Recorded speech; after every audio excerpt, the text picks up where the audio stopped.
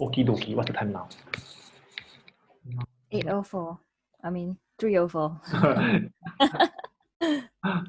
Oh, okay, I guess we can just start. And then Yeah. whoever comes along, we'll just get them in. Thank you everyone from joining us today. Especially I know the time is precious and everyone's busy with everything. Then I guess the idea behind this idea started when Mei Yan reached out to me, and then we had some discussions, and then there was a catalyst. And also with COVID happening all over the world, I met a few vets at SPCA, at parapractice, and I found myself repeating myself a few times. Then I thought that it would be a good idea. I'm not sure if the best students would think it's a good idea, but hopefully you will find this valuable and find this helpful.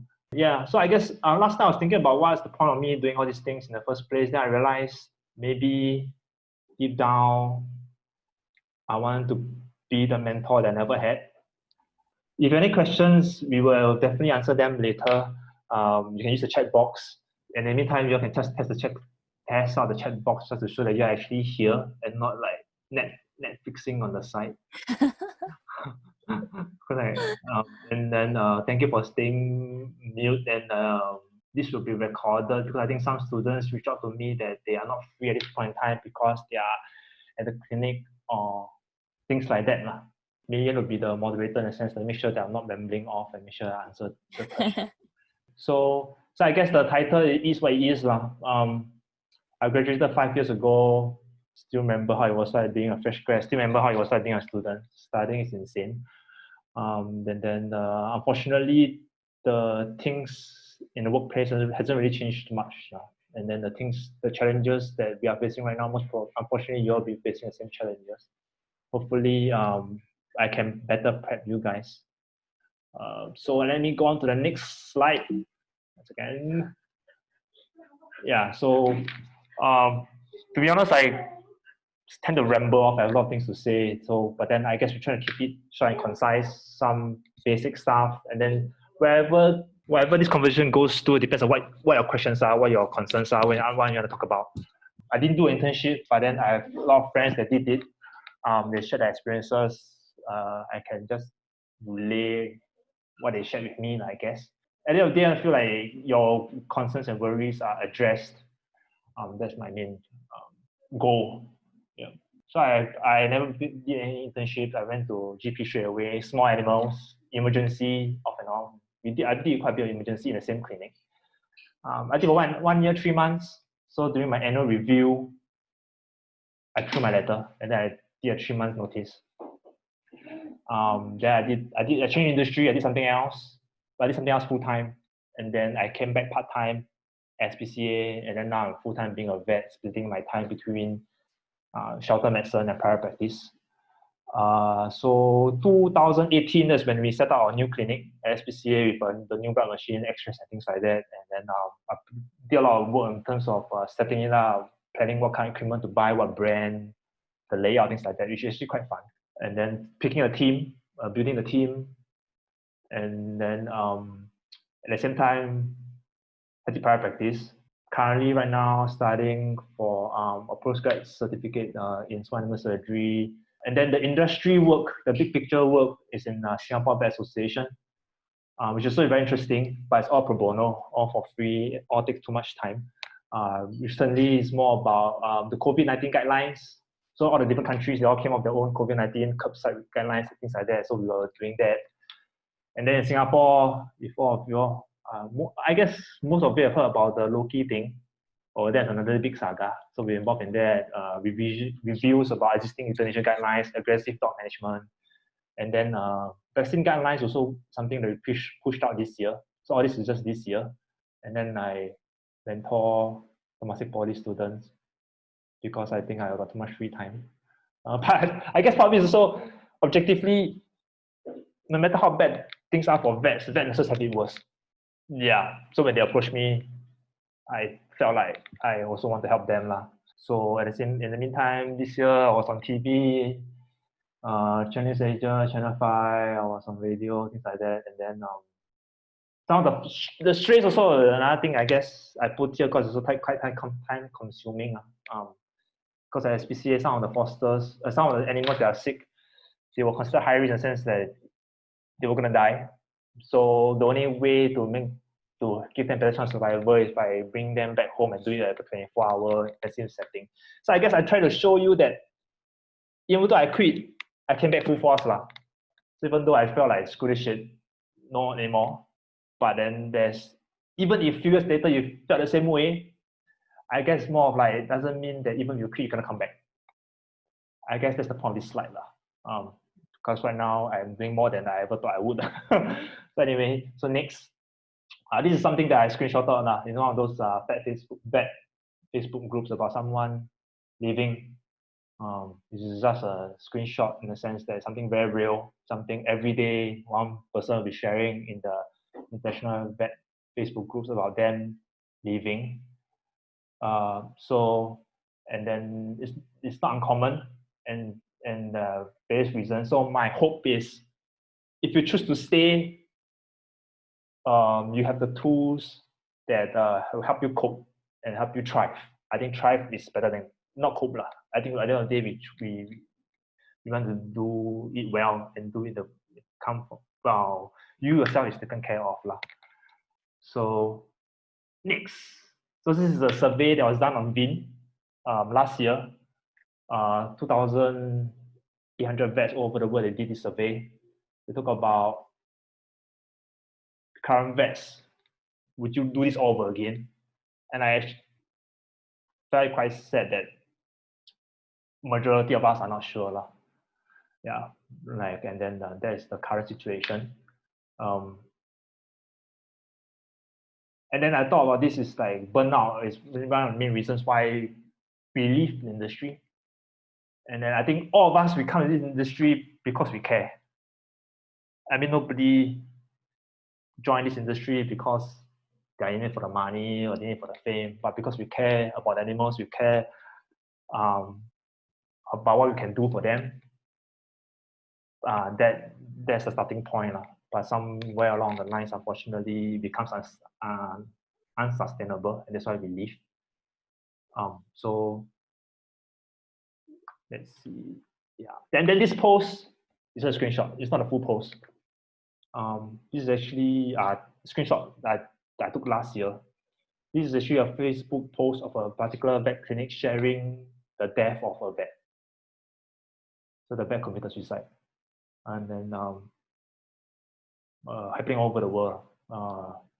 Yeah. So I guess it's real when so some vets in particular, it felt the most real when their ex-classmates suddenly are no longer alive. And then too dark, too sudden. But anyway, but I guess it's like this is the real problem. But if you want to embark on this journey, I hope that this is the circumstances, but then there are ways that we can do better. There are ways that we can combat all of this. And then at the end of the day, I don't think death is the best option. Yeah. And then, yeah, every year vets and nurses are leaving the industry. Then it's always on the back of people's minds. So in terms of, there are so many vet Facebook groups on Facebook.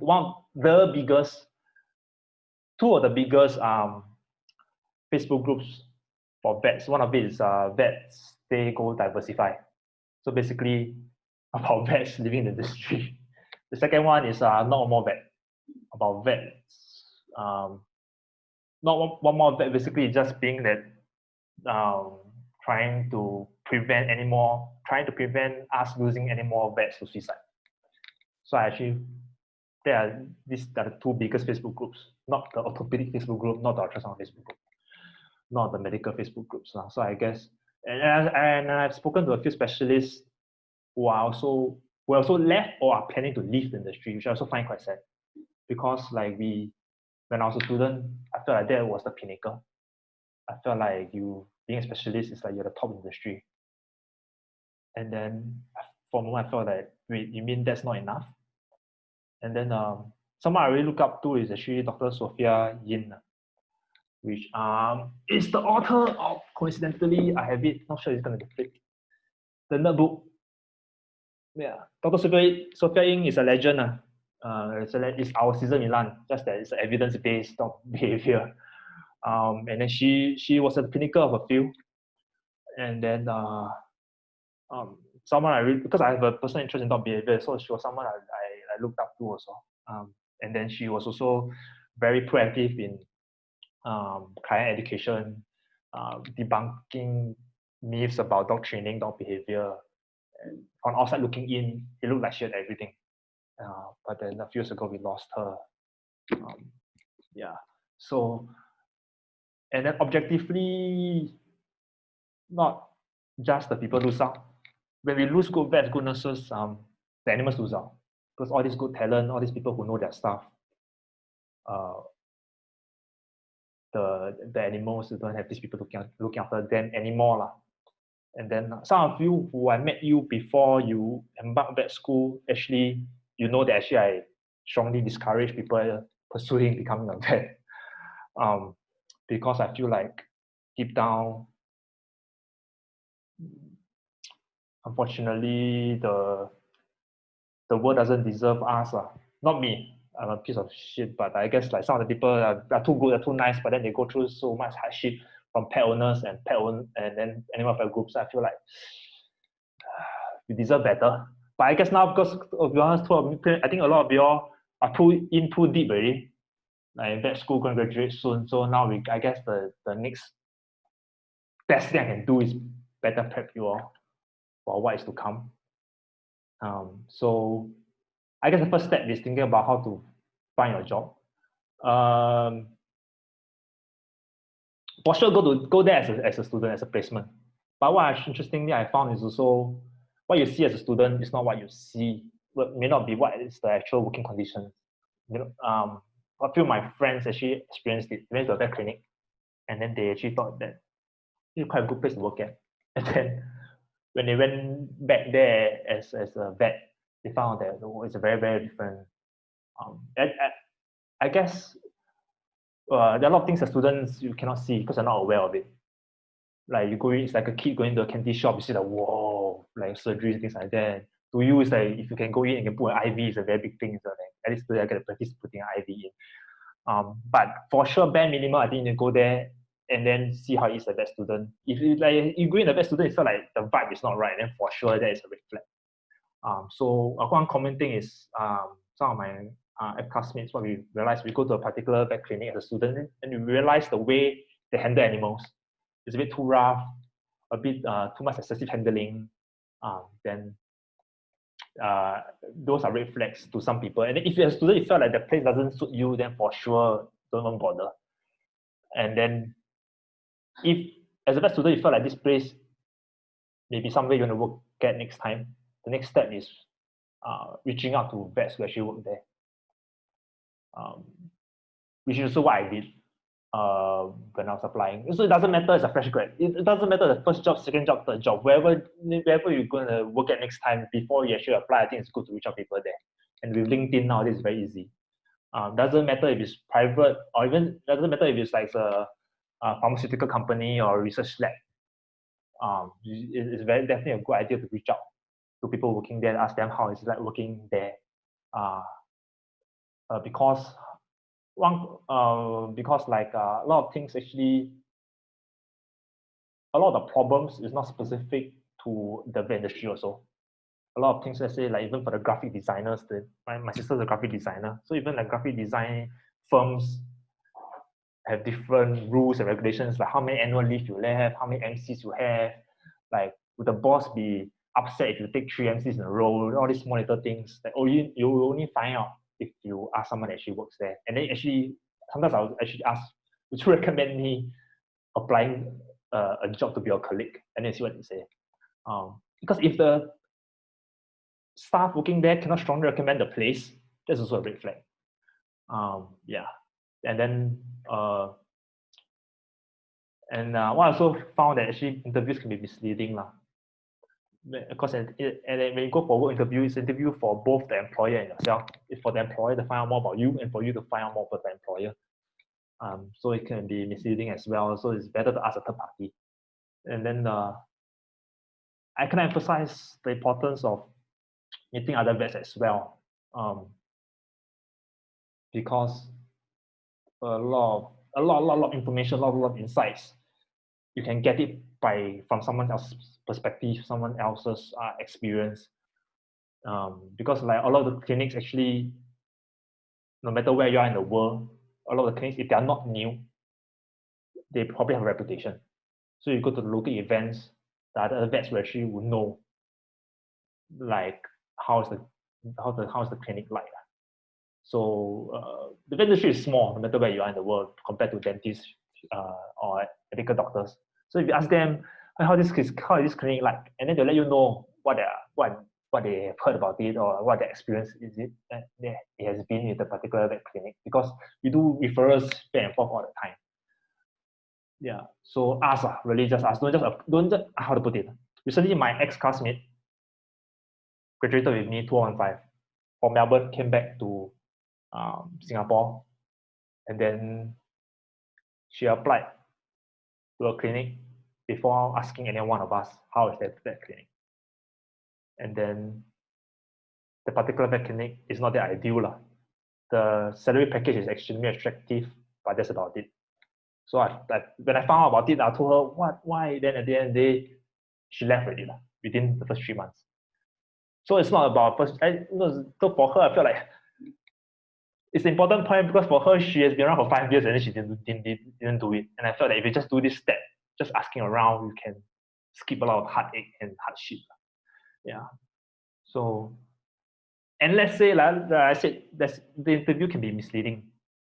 So what if you, in the first 3 months, you found that this is not what I expected? Can be the standard of medicine, or can be the work politics, could be all sorts of things. Then there's 2 options, which I don't think it's a bad thing to stay and tough it out, but I also don't think it's a bad thing to just leave. And then unfortunately, a lot of vets tend to stay a bit too long. In fact, in the blink of an eye, it's been 8 years, and you wonder why they haven't stayed for 8 years. I think part of it is also there's a lot of uncertainty, like if I leave, where else do I go? And then part of it is also the comfort zone. But then really I have to emphasize that you can just leave. I actually said this to someone, you're not a tree, you don't need to stay there. There's nothing. There's so many other clinics out there. Even if you want to leave the industry, they can go to research, things like that. And then some people's concern is more of like, let's say I've only worked here for 2 months and I'm a fresh grad, and then I change, apply to another clinic, the prospective employer may look at your resume and hey, you only work for 2 months, or you only work for 6 months. Then the concern is, would that reduce your employer, make you less attractive as an employee? So I guess it's that actually no, that's the short answer, because all the clinic bosses already know each other. They already know how all the other clinics are like. So one common experience we realized is that when I went to events and then we found that someone actually quit after 3 months or quit after 6 months, they asked which clinic was it, and then they say the clinic name. All of us are like, wow, okay, you actually stayed for 6 months. That's actually quite a long time. That's actually pretty good already. Like we all know, like to be honest, even in Melbourne, a lot of my guys classmates, they are there. The local vets, they all know all the dirt about all the other clinics. Yeah, they don't mind you leaving. They already know how bad it can be. And then one thing good going for you guys also, because of the worldwide vet shortage. So for sure, the clinics need you more than you need them, really. And then yeah, so don't you worry about your resume looking bad if you leave prematurely. And yeah, and then I guess talk about why I quit. So I guess for me, when I'm with my pros and cons, life as a fresh grad, my experience wasn't that ideal. And then for me in itself, I have better options easily, because when I was in vet school, I had side hustles lah, earning school fees and things like that. And then I lucky in a sense that for me, I could easily replace my income if I quit. And so I did. So I have nothing holding me back lah, really. I stayed for 1 year also because that it wasn't objectively, it wasn't too bad, in a sense that objectively my mental well-being was still intact. I didn't feel like I was slowly dying inside lah. Yeah, I just knew that I deserve better. That's why I left. Once again, let me find someone else in. So I know people who are stuck because they don't know what else to do. And then some people, if you had the freedom to quit and not thinking about how you're gonna replace the lost income, that's actually you're one of the lucky ones lah. A lot of people, they cannot quit because they're stuck at the job because they need their money, school fees and things like that. So I quit because I could. But for sure, I didn't quit because of the animals. And then for sure, I think there's the euthanasia things and things like that didn't affect me mentally. I'm not sure it's the next slide once again. Yes, why vets quit. So I guess I want to talk about it in the sense that it wasn't. I think a lot of lame people think that vets quit because of the euthanasias. And then when I was talking to some of my peers, some of my colleagues, actually a lot of vets are okay with the act of performing euthanasia because at the end of the day, euthanasia has a place in veterinary medicine. Convenience euthanasia is a whole different topic by itself, but then euthanasia, proper euthanasia to alleviate suffering, I think a lot of vets stand by it. So I guess about why, talking about diving in deeper about why vets quit is, I guess the good thing is for sure, a lot of us join for the animals. And then I can tell you the animals are still the best part of this job, really. Even for those dire conditions like terminal cancer, organ failure, there are some you cannot save, but being able to help them through their last journey is also a blessing. It's also, and then to think about why vets quit. This is also my personal observation now. And then you can tell actually, if you talk to your other friends who are not in the veterinary industry, it also applies to a lot of other industries. They are service orientated. A lot of the people quit because of their bosses. People quit because of the management. And then work politics also plays a strong part, unfortunately. And then pet owners, animal rescue group, is a great source of grief for a lot of vets. A lot of the misunderstandings, a lot of misconceptions about the vet industry, and then compassion fatigue is very real because you care so much for the patient, and then but you get nothing back in return. So after a while, I stopped caring. I was talking to a medical doctor. I forgot what he does, but he said that it was not tolerable because of his salary. But then for us as vets, our salary for sure pales in comparison when our job has so much stress and is so demanding. And then there's another interesting thing that I thought about is also the dilemma as a vet, where you go through vet school, you go to all these continued education programs and workshops, and then there's a drive on one side about providing the best quality of care, the new advances in veterinary medicine, new equipment, new medicine, and then the other side, from the pet owner's point of view, is dollars and cents. And then sometimes, unfortunately, the best care is against their perspective of it's too expensive for them. Yeah, so then that is the constant dilemma. There's also a big part of the grief where we try and do the best we can, but the pet owners not willing to pay so much, and then we cannot provide the best care that we can. And then to them, their point of view is they think that we are trying to earn their money. So another thing is also to be sustainable as a vet, I also feel that you cannot care more than the pet owner. Yeah. Unfortunately, if you care more, it will weigh on you and take a toll. And then I guess talking about happier things, how I came back. So lucky or unluckily, SPCA had no vets for 6 months in Singapore, SPCA Singapore. So the director, Singh, was my vet school classmate. So he asked me to go down one day to look at how things are, to help them to fill that gap. And then I went down, and then as you can imagine, 6 months without vets, the situation was quite bad. So I guess then I realized, okay, I have to, I guess the plan was initially short term, to help them fill that gap until they find a more permanent solution. And then the blink of an eye, it's been 3 years already, and I'm still here. Then I guess I came back for the animals at SPCA, but then really I stayed at SPCA for so long. I can really say a lot of confidence because of the people. Because at SPCA, I have met so many colleagues or people who care so deeply about the animals, and then I feel like they deserve a vet team or the vet clinic or a vet department that matches their passion, and then that's why I continued. Yeah. So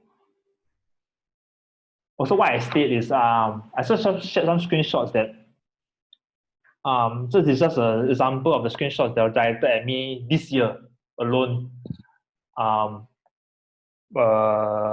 There's some more like personal attacks lah. The rest are not so personal attack one. I left it out because I guess if you argue with me in terms of like technical things lah, always room for argument. Let's say I argue raw diet for sure. You can argue until the cows come home. But then I guess I chose the personal attacks more of like, for me, I feel like if I quit after I received all these things online, I feel like, damn, it means they win, that kind of thing. So I cannot let them win. Yeah, so I guess there's a link there. There's a euthanasia post. Wrong, it's not euthanasia post. It's just an article that I wrote on Facebook to educate the public about the role of euthanasia in the management of aggressive dogs. Yeah, so I wrote that post, and then this is some of the not so friendly feedback from the general public. And then some of them are actually key appointment holders in animal welfare groups, so they are quite influential individuals. And then so on the receiving end, then for me, I was like, then I use it as fuel to keep me going. Yeah. So, but there are some people who, how to put it, your character and your personality have to come in also. Like if to some people this is a source of pain, then for sure I wouldn't recommend screenshotting them and showing to everyone else on the webinar. But for me, I guess I'll be more eccentric. I use it as fuel and motivation. I think, and also why I stayed is the next slide. Look at the big picture, for sure, so far, I've been very lucky in the sense that the reason why I want to be a vet ultimately is to make an impact, to help as many animals as I could. And then so far, I really had the opportunity to help a lot of them. This is just more recent, how to put it, really a lot more that animals that touch my life and I touched theirs. And then most likely they'll be also why I continue. And then I show this slide because I think this is also why you guys join this industry also. And then I think it's pretty good. So let's see. Can you see my mouse, by the way? Yeah. This is my dog. That's FYI. Wheelchair dog is Diana, but I mean this is FHO. This is Ampan, which was doing FHO. The Chala, we almost BTS actually. We thought it was something very, very, very bad. Then we give the Chala a chance, and then the Chala just celebrated the birthday. Yeah, really. We have seen quite a bit of miracles, really. Like a lot of animals that we thought it's gone. There's no way, but despite that, we gave them a chance, and then they responded very well. And then when that happened, I really felt like this was so much bigger than us. And that's why I continued, really. So talking about challenges, just being conscious of the time, rambling. So anyway, yeah. So I guess these are the challenges that we are currently facing, and it only get worse, unfortunately. Online pharmacy is especially bad in America with Chewy, and then in UK there are the other companies also. The online pharmacy, what the threat they pose to us is that they start selling medical products. They're selling therapeutic medical products like antibiotics, things like that, without the without vet involvement, and then they can get vaccines online and things like that. And then that really challenges our position as vets. In Singapore, I think chances of it happening not high, but it still exists, the threat. For corporate consolidation, in America, I guess a lot of people know about masks, buying companies like vet clinics like free. They in UK, there are also certain corporates, Australia also, and then some. East Asia is a very big market. They are coming for sure. They've been planning to come for a very long time. The only thing stopping them so far is COVID. Last year, they actually came down to scout the market, and then they see Singapore as a stepping stone to the rest of Asia. In Singapore, there are already companies that are bought over by corporate, and then talking to friends who actually work there, unfortunately, there is a shift in terms of focus once it's owned by corporate. Unfortunately, there will be revenue benchmarks. Because a lot of times, so these corporate companies are publicly listed, so they have to do something to justify their share price and growth and things like that. Then, yeah, so I do see corporate consolidation as a threat, because like you are shifting for sure vet clinics need the profit, but then if you need a profit and then pay the salary role of layers of management, and then the people in management may not be the people on the ground, and the decisions that they need to make may challenge vet care. Yeah. And then the declining public perception of vets, for sure. We all know about the money grabbing vets that decline treatment in for the money. If you really love the vet, do this for free. If you really love the vet, why you turn me away at 10 p.m.? All this only gonna get worse. Part of it, in part, is also because a lot of the influencers, in a sense, that strong online following are non-vets. Really groomers, breeders, pet shop people, and then I guess part of it is also because a lot of the vets, we are too busy in a vet clinic putting out fires, one-on-one consult room. Like we're too busy on the ground, trying to treat sick and dying patients. Then a lot of the people, a lot of the Karens are online being vocal and things like that. And then unfortunately, when the vets are not vocal online about certain issues, there's a void, and anyone can fill up that void. Yeah. Anyone can position themselves as an expert authority. You don't need the vet degree, really. You really need just a Facebook account and talk in caps lock. So anyway, so the Karens, the experts of our times are Karens. And then, so I guess one thing I suggest is, if you are in social media, I would strongly recommend to document your journey, leverage the platform, be a voice for the profession, be an advocate. Because there's so much noise out there, there's so much misinformation. Some of the misinformation are perpetuated by corporates selling raw diets, and then there's a few others. I cannot mention, I think I get sued. But yeah, so even corporate, also with their personal agenda, they sell raw diet, they sell whatever they want to sell, anti-vaccines, or things like that. And then so a lot of times at the vet clinic, what I realized is that the misconception happened outside. So this particular individual, the dog got skin problem, they go to the pet shop first to buy something off the shelf to fix the skin problem. And then that's when the salesperson there will say, oh, skin problem, oh, a lot of dogs actually allergic to chicken, cannot eat chicken. Yeah, I think that's one of the biggest myths in Singapore, dogs are allergic to chicken. So actually, if you look at the research studies, right, in terms of if the dog is allergic, can be allergic to a lot of things. And in terms of percentage prevalence, the most commonly allergic protein is actually beef. But then, so that's a sidetrack. But I guess what I'm trying to say is a lot of the misconception starts at the pet shop. And then once the skin problem, let's say, doesn't get better, then now it comes to present to you at the vet clinic. The seed of misconception has already planted in the pet owner's mind. And then now you're trying to undo that. It's sometimes not easy. And then let's say, for example, raw diet, right? Let's say they've been feeding raw diet for 2-3 years. And then now 2-3 years later, they come to you for a different issue. And then you engage in a conversation about raw diet. What you're essentially trying to do is to prove to them that they've been doing the wrong thing for the last 3 years. You are challenging the identity as a responsible pet owner. Not going to go well. Like, that's why.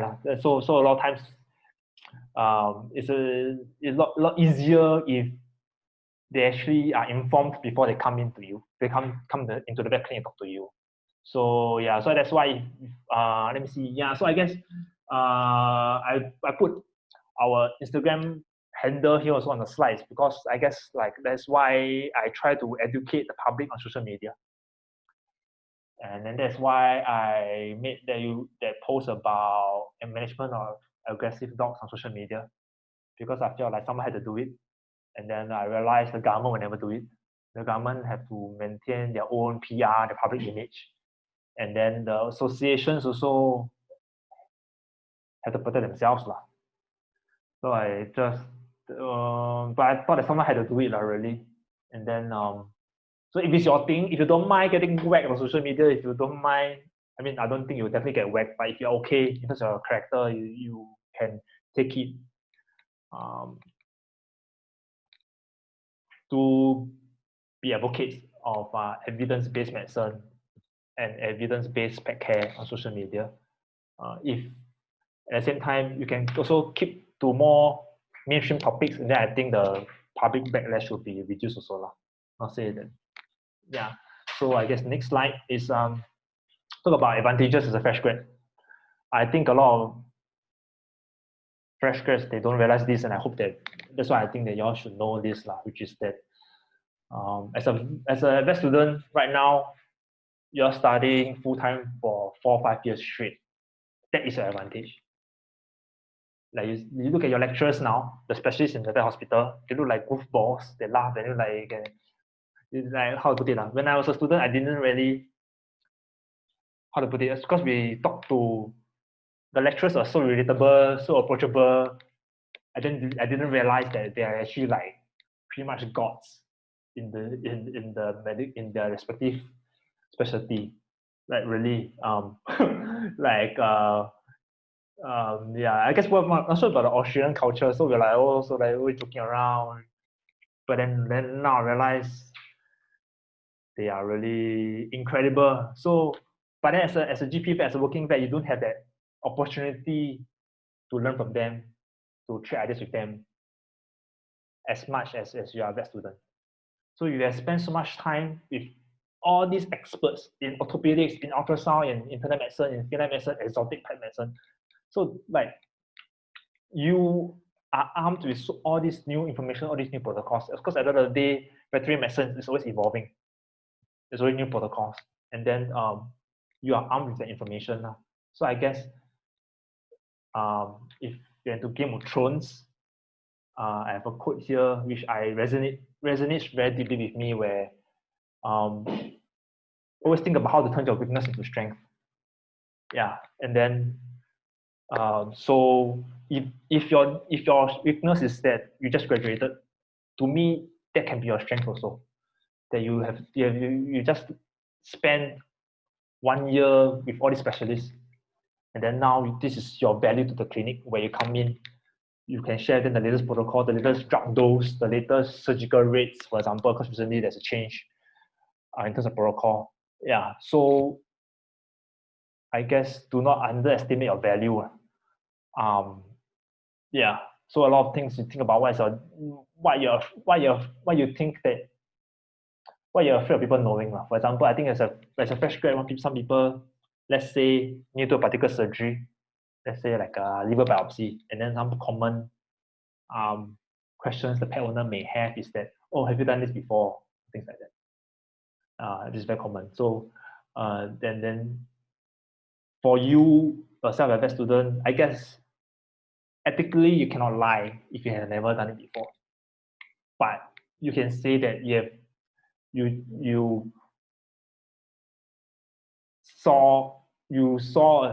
observe a specialist doing it, for example, or there's a new way. So I guess probably is then, let's say you depending on where you are in the world, specialists doing the surgery may not be easily available. So the fact that you actually saw how a specialist do it can be an advantage. Yeah.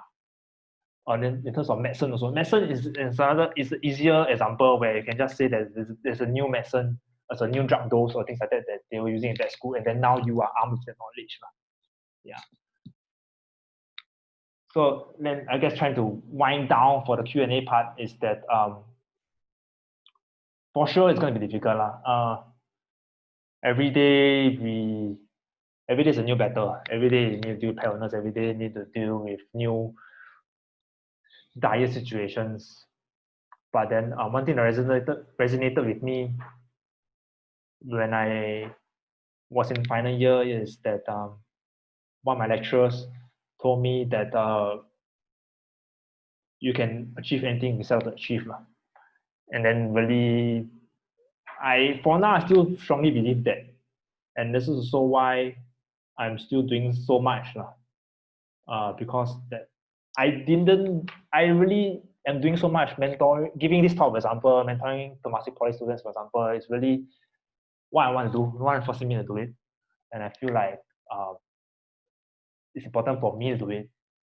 And then I want to let you all know that it's same for you. So no matter what is your reason for being a vet, no matter what you're trying to achieve, I can say without knowing you guys in great detail, I could say with pretty cool confidence that it's definitely achievable, because going through vet school in itself is not an easy task.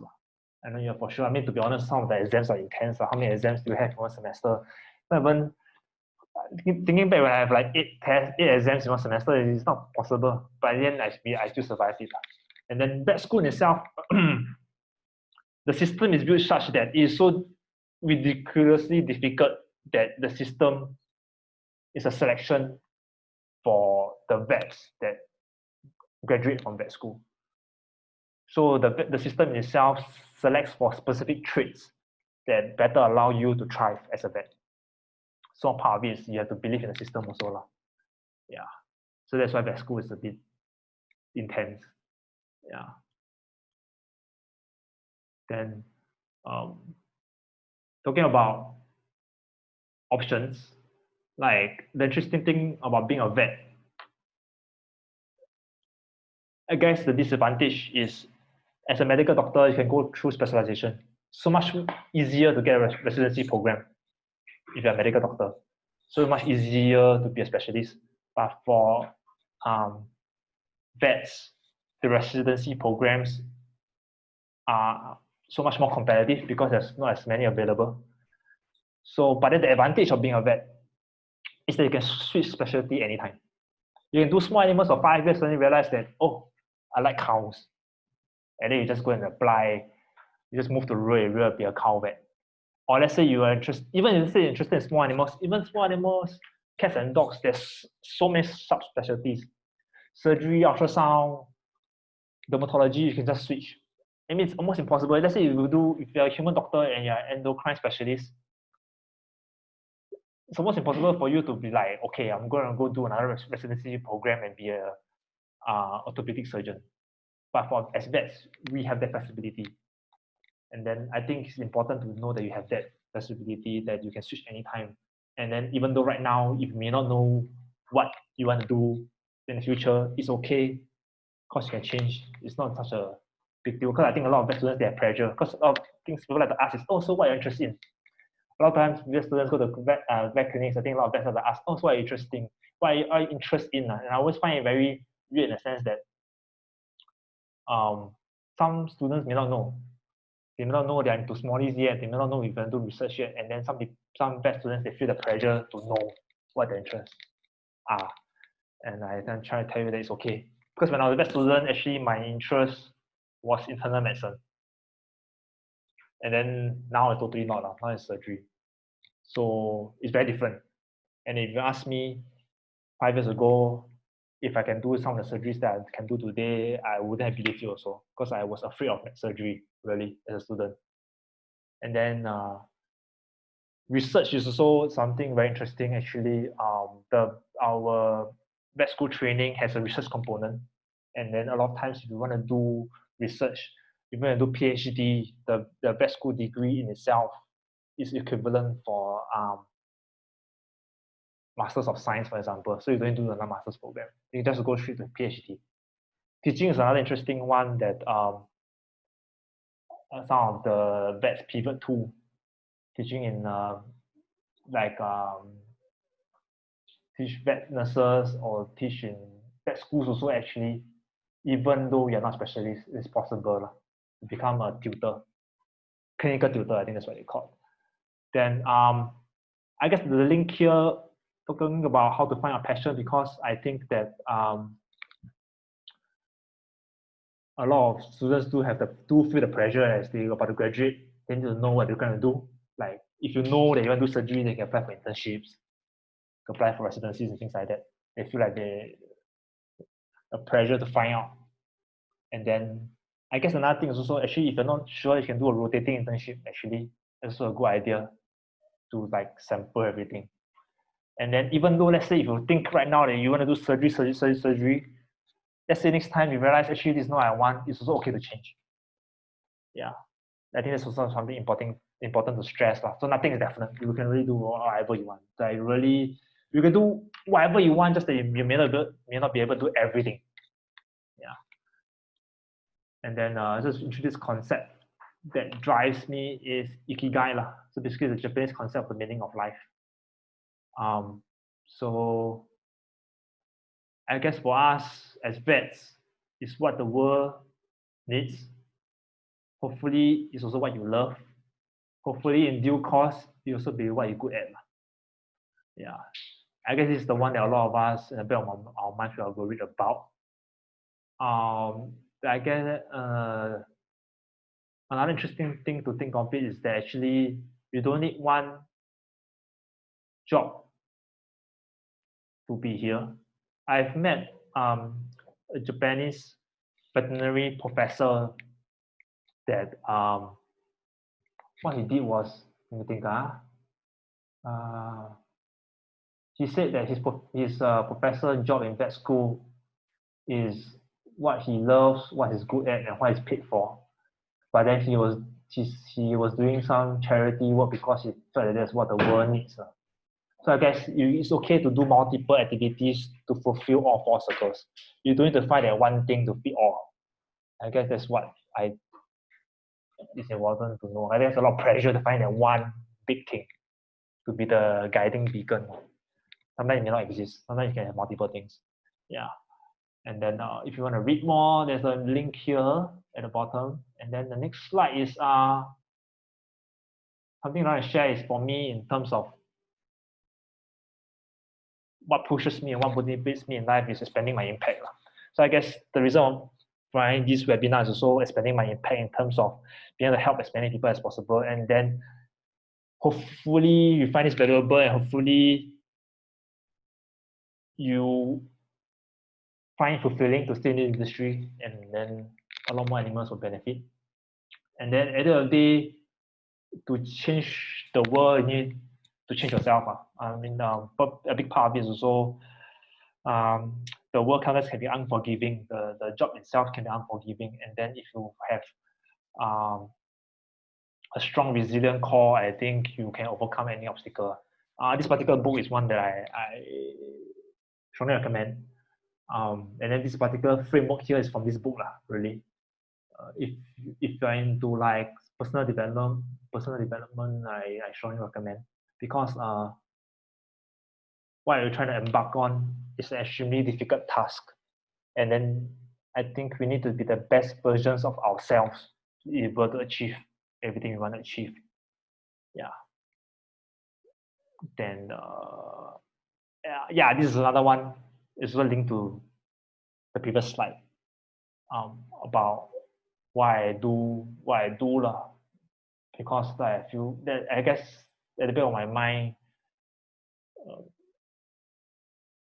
it's easy for me to go back to doing freelancing, doing business to business clients, running Facebook ads and quite lucrative and things like that. Then I just think that, is that what I really want? Like, and then I just think that like the money aside, that's not what I really want to do in my life.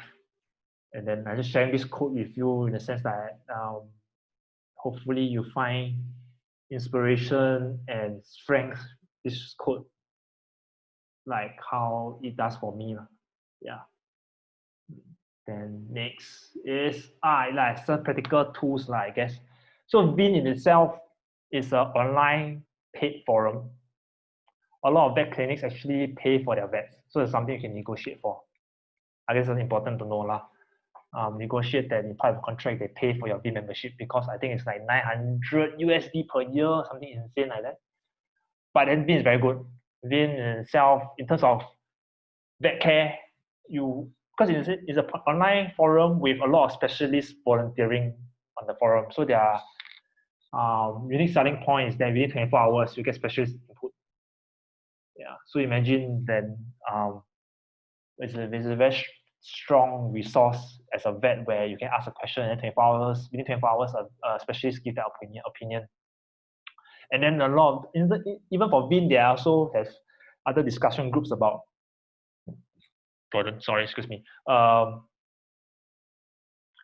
work issues or mental health issues. So Vin itself is also quite a strong support group. And then it provides the ability to post as anonymous, which I think is very helpful for personal issues. And then so Vin, hands down, I think is incredibly valuable. No, my vet is there also for mental health and support.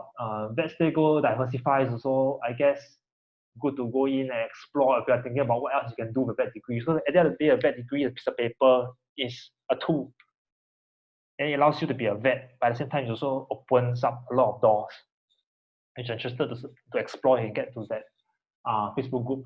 Vet Stay Go Diversify actually has modules about diversifying, about how to use it to go to research, government sector, things like that. So he has classes there. So that's interesting. And then local vet associations, because I myself, as a executive committee for the last 3 years, I strongly believe in what we do as part of SBA. And then in terms of AVMA, the American ones, the UK ones, Australian ones, they're all very strong.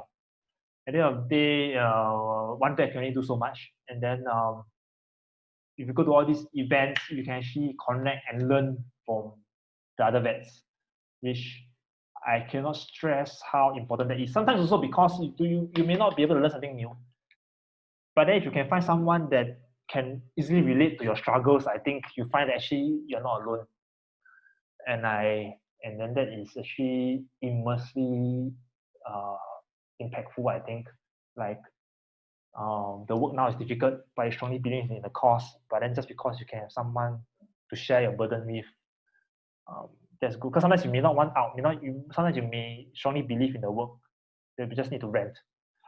And then the Riptide project is started by a Singaporean vet as well. That's now currently in New Zealand. It's about connecting mentors and mentees around the world.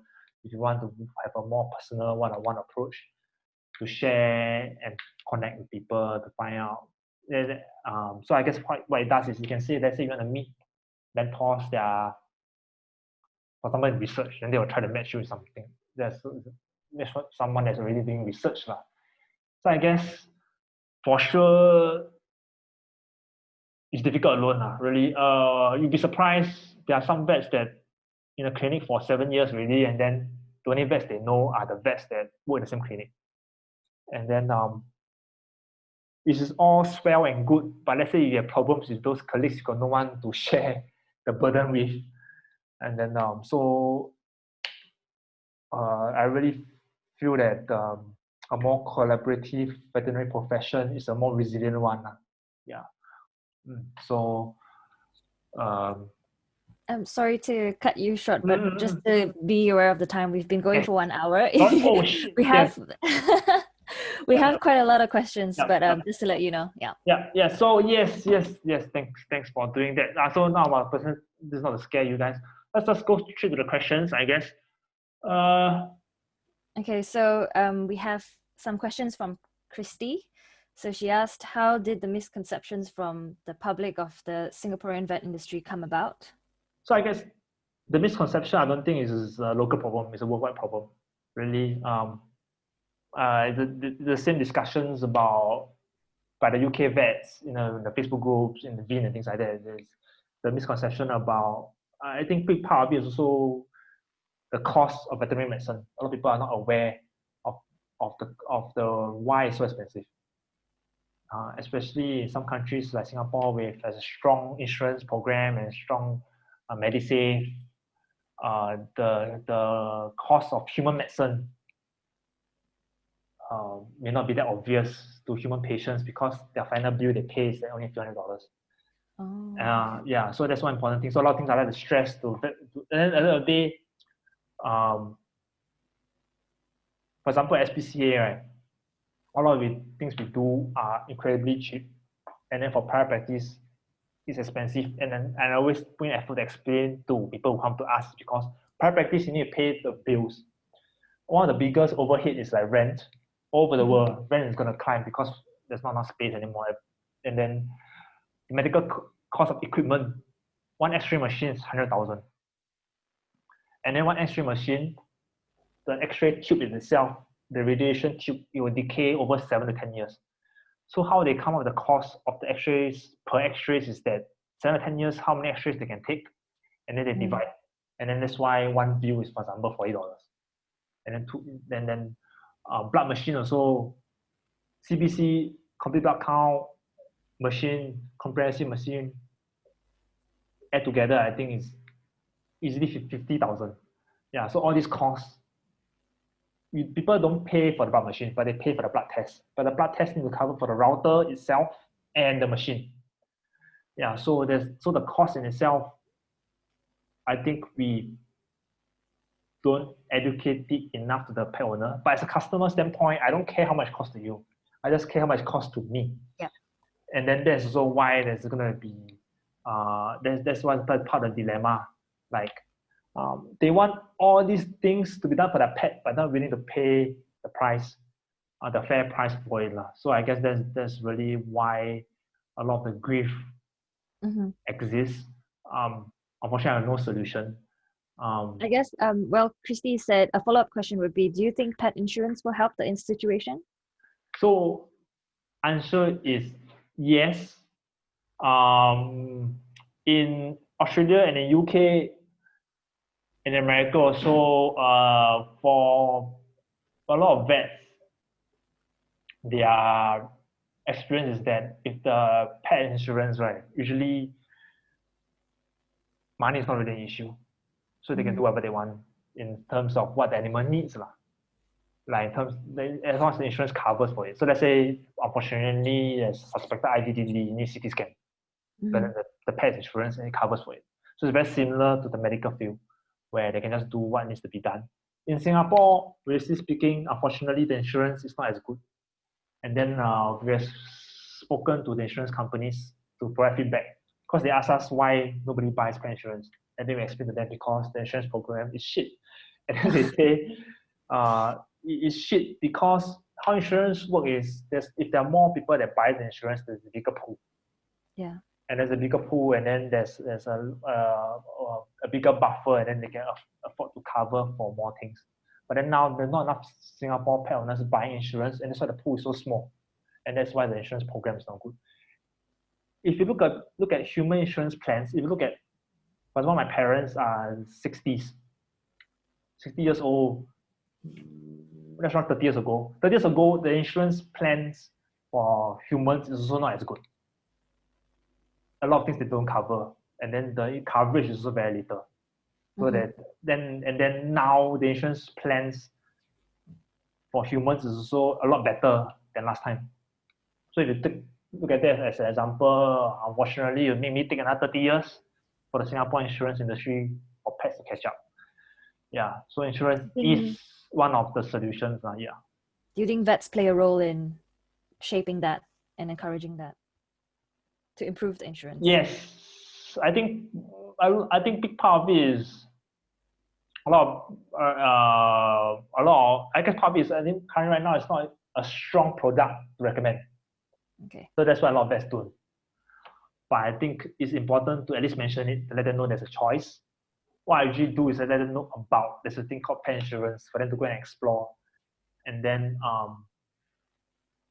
I did the math. For sure, if you have a large dog, it's definitely worth it. Okay. Yeah. So for large dogs, usually for sure I recommend. Any others, I let them know that there's this thing, you should go and look it out and then see if it's for you, you go and sign up. And then it's always easiest if it's a younger animal. Yeah, that's what I noticed. So for sure, I would recommend you at least mention it. Yeah. Mm-hmm. Okay, so another question, this is along the lines of social media. How do you cope with the potential public backlash of having a professional vet Instagram? For example, if you put your name and your face up. Also, are there any other potential risks of having a vet account? So part of it is actually you need to make sure that your workplace, you have to clear with your boss informally or formally that they allow you to be active on social media. And it's easier if you join that place and then let them know that actually you're active on social media. Then they'll look at it, then they'll most likely say, okay, no worries. Then how to cope?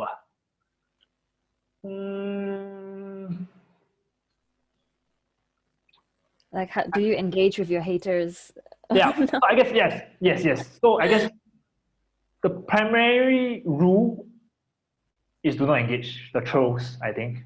So a lot of times a lot of vets clinics, they actually get there are a lot of vet clinics on the receiving end of all this social media stuff. Then you may need to clarify, but you don't engage and then make the conversation go out of control. And then for me as well, I don't engage really. Sometimes what I do is that if there's a misunderstanding, sometimes I reply not so much for that hater, I reply for everyone else. I reply more to objectively, maybe 10% of them are crazy, 10% of them are crazy, 90% of them are still rational human beings, but the 90% of them may not leave a comment. So, but sometimes I'll comment for the 90% of them to read, and then they will know. And then most of the time, big part of it, I think, is a self-filter. Those that don't agree, those are a bit crazy, they won't come and find me anyway. And then it's actually for my benefit that I don't meet them in real life. Another way of coping is actually not so much with social media, so like to coping with strong dislike from pet owners is that actually, I guess as a human being, for me, important thing is you try not to seek validation from an external source. So I guess self-esteem is something that is important. At the end of the day, other people's opinion about me doesn't affect my value as a human being. That's why there is like really. So I guess there's a book that's called The Courage to be Disliked. It's also one that some of my friends strongly recommend. I haven't read that book now, but I guess something to think about. Okay. So next question from Sammy. Sammy says, thank you for your talk. What about vets planning to go into public health field / research? Do you think that might be more sustainable than clinical medicine? I guess depending on what you mean by sustainable. You mean like financially or mental health, stress, that kind of thing, I don't think it's hard to go to public health and research. Those who are in Australia, if you're interested in this, I highly recommend you go to do a placement at Animal Health Australia. I went there as a student. They offered me a job. Yeah. So if I took that job, my whole world is so different right now. Really. Then research now is also very interesting in the sense that if you do go through vet school, you find out that a lot of the people working in the GP segment of your vet school hospital are actually PhD students. Yeah, so they're actually vets, they're doing PhDs, but then they go and work at the vet hospital at GPs, giving vaccines and things like that as side income for their students. So research for sure is an option readily available for everyone with a vet degree. Yeah. If, for example, if you're interested in epidemiology, which I'm also interested in, I didn't pursue because I'm interested in so many things. Yeah, for sure. For example, Messi U Epicenter is a very strong epidemiology research center. Yeah, so I don't think it's hard really. And then there is also local associations, right? There's also local associations about vets in research. So there's one in Singapore as well. Laboratory vets or something like that. Yeah. So anyway, in Singapore, sort of small industry we have it, I'm sure other countries will also have. Okay. Yeah.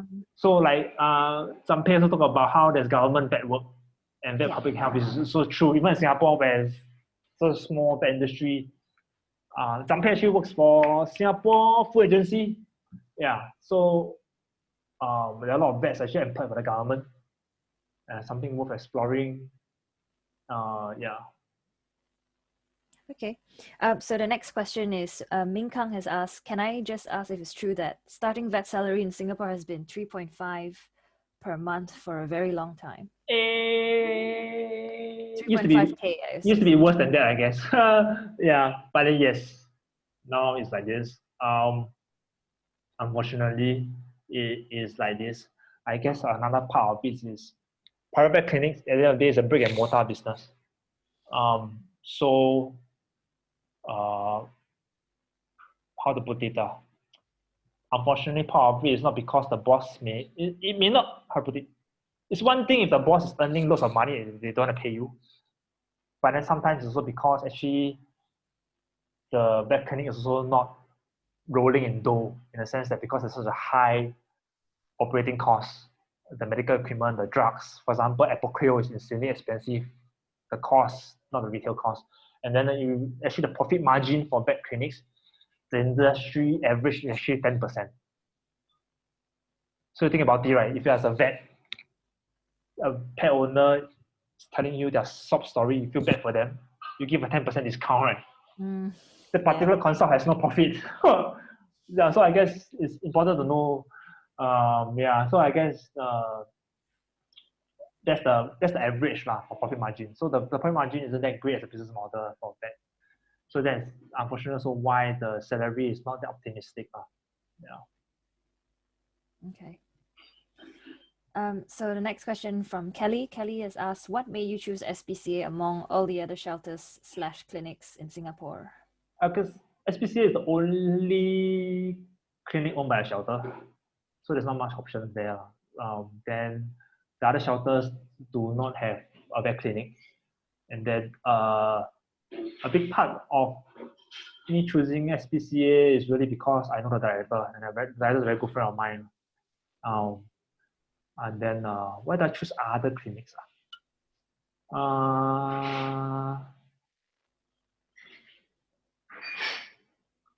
Easy answer is actually I chose Joyous Vet because my wife works there.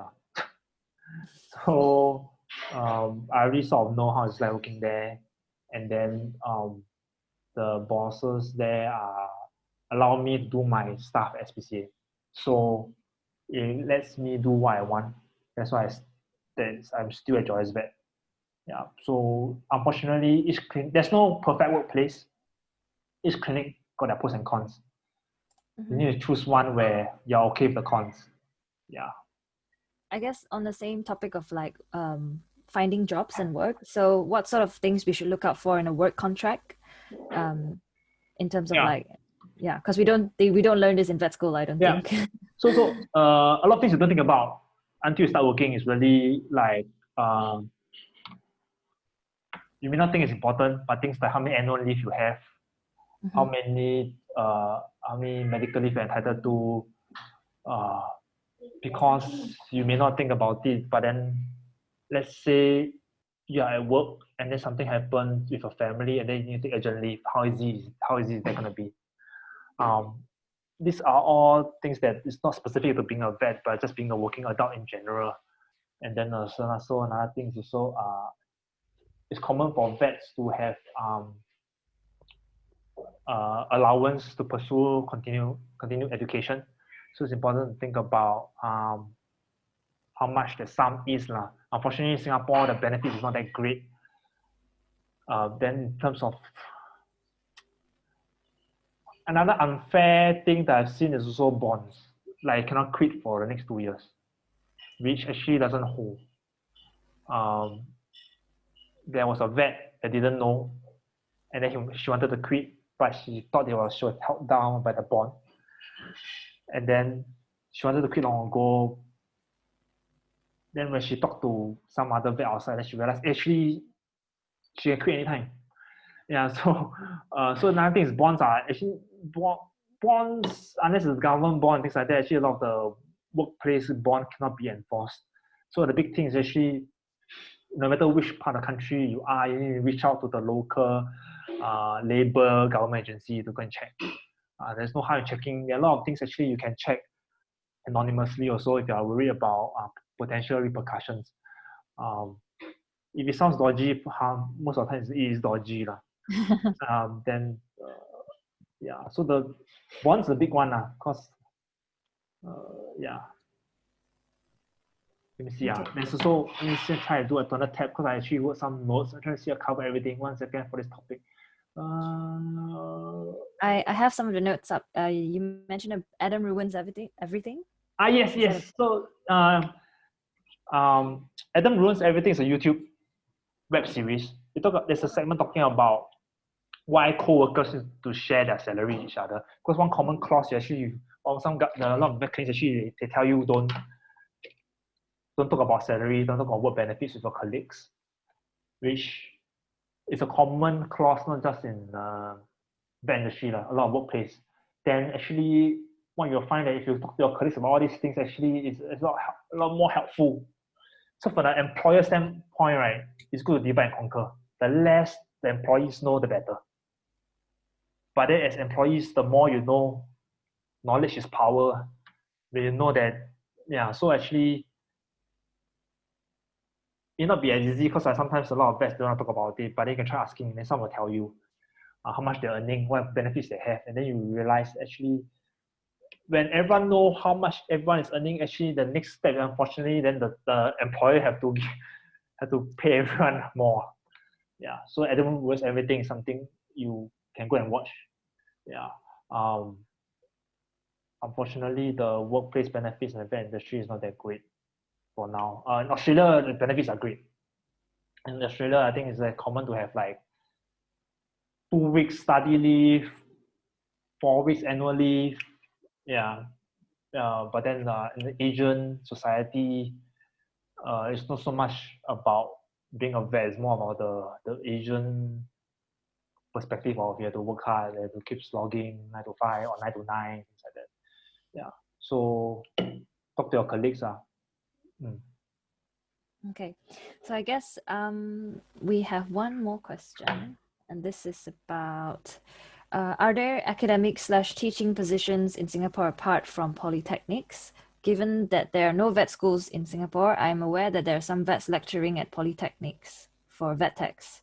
Do you have any idea how the teaching environment is like there? My friends who are lecturing at polytechnics, they really like it.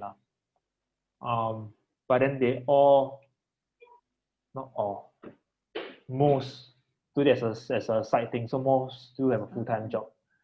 Yeah. They some of the polytechnic lecturers that do it full time in Singapore are vets with veterinary degrees. They are not recognized by the Singaporean government. So they got their degree in Philippines, Thailand, and things like that. So they cannot practice as a vet in Singapore, but they still want to work in Singapore. So they become lecturers in polytechnics. But then if you have a veterinary degree that's recognized in Singapore, there's two, I think. Two of them actually teaching full-time in Temasek Poly while also staffing the Temasek Poly vet clinic. Yeah. And then other teaching positions besides polytechnic, unfortunately, no. NUS itself, it has a vet program partnering with University of Melbourne. But then the lecturers at NUS actually are the professors that teach like biology, chemistry, and things like that. Not really vet-related stuff. Yeah. Okay. I guess that's all of the questions we have at the moment. Yeah, I guess I have one final question, which is, because you mentioned that you left the profession and then you came back. So how do you know when it is enough to, or when to leave a job? Because sometimes people label our generation as like snowflake generation. So, you know, how do you measure it yourself? If so, like, okay, this is too much. Yeah, so I guess it's true. Like, sometimes you ask yourself, if I want to quit, am I quitting too early? To be fair to the employer, I think it's important for you to at least sound off your concerns and worries to the employer, to the management, and then let them know that this is troubling you, and then give them a chance to make it right. Because sometimes, from their point of view, can be something easily solved. For example, your main worry could be like, if the working hours extend till too late, for example, or things like you don't see enough a particular, let's say you're not interested in surgery, but you don't get to scrub into exciting surgeries, for example. If all these things, I think you can let them know, and then you see whether they can do anything for you. Even if let's say the problem is management, depending on the personal character, if it may not be easy for you, but I think it's also important to let them know, like this particular thing is affecting you, and then and let's say you sound off all these things already, and then they still don't change, or they promise to change but they didn't change. It depends on how many chances you want to give them, really. At the end of the day, the next thing you want to weigh against is how badly it is affecting you. So if it's really keeping you up at night, and then you give them a chance and they didn't appreciate the chance, they didn't reciprocate, then I think it's fair to leave. And then the next thing is, some people leave only they have secured a second workplace. Okay. Some people just leave like that. I think both are okay depending on your personal situation. Some people cannot afford to just leave and be unemployed, which is fair. Then you can start looking. Yeah. So I don't think it's possible to be a snowflake generation if you are vet students, because to be honest, if you all quit when things get tough, you all have quit before you all graduate already. Yeah. Yeah, really. Yeah, so, fair enough. So I think what we're trying to prevent is losing a colleague to suicide, really. So I guess really anything is, how to put it, at the end of the day, you are most important. No matter what big plans you have, no matter what change you want to invoke in this world, you can only do it if you are still alive. Okay, one more question just came in. Should we stop after this because it's been 1 hour and 25 minutes? Yeah. Okay, last question. Are there any other job opportunities in the vet industry in Singapore, like animal behaviourists, etc., or is it more recognized in other countries? So ancillary services as a vet is something to explore. For example, in recent years, mobile vet clinics. is becoming more and more popular. So a lot of people, they stop being employed in a clinic. They're just doing their own mobile vet stuff where they are the sole employee in the business. That's one thing you can explore. The second one is, for example, acupuncture. And then rehab and physiotherapy is another one. There are some vets that do exclusively rehab. For sure, you can explore.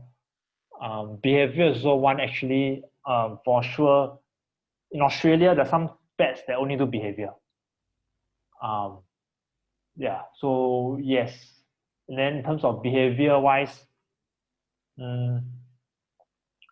there's a lot of weird certificates, weird accreditations for behavior. For the veterinary industry in itself, at the end of the day, I think in Australia, New Zealand, there's the membership exam for behavior. UK has its own version.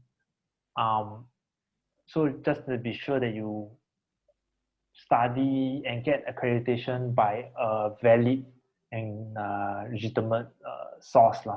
And then if you really want, you can also go and do a residency program under a behavior specialist and become a behavior specialist. Yeah. Yeah. Oh, cool. Okay. All right. Thank you so much for the inspiring and reassuring talk, because there's a lot of negativity surrounded like futures in profession. So this was really good. And thanks for providing us the toolkits as well. Yeah. Yeah. So I hope it's inspiring. I mean, it sounds a bit morbid actually. Yeah. So I guess So difficult for sure, but there's a lot you can do. Really. That's all. If any more questions, not really, then I think that's everything from us. Yep. There's a lot of thank you messages coming in. I think that's about it. This is the awkward way. Yeah. Yeah, everybody says thank you. Thanks for the great talk. Yeah. Thanks. Hope to catch up soon. And Thank you. Okay. Nice meeting everybody. Yeah. Then yes. Then I guess this is when I end the meeting. Bye bye. Take care, everyone.